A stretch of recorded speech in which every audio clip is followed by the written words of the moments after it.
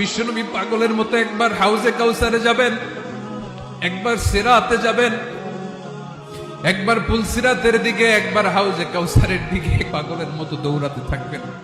তার কোন গুনাহগার উম্মত যাতে জাহান্নামে ঢুকে না যায়, সেদিন কেউ সুপারিশ করতে পারবে না বিশ্বনবী ছাড়া।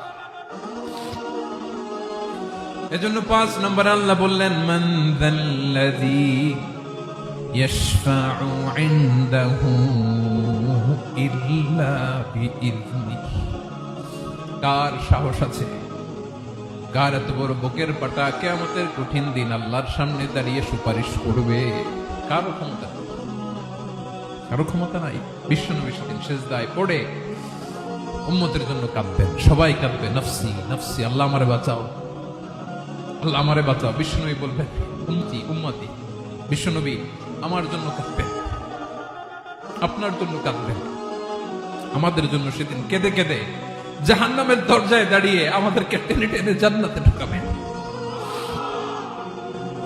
এজন্য এই বিশ্বনবীর ভালোবাসা যেন আমাদের হৃদয়ে ভরপুর থাকে। আমার ভাইয়েরা, প্রতি শুক্রবার বিশ্বনবীর উপরে বেশি বেশি যেন আমরা দুরূদ পড়ি। আমরা যখন বিশ্বনবীর সালাম দেই, দুরূদ পড়ি,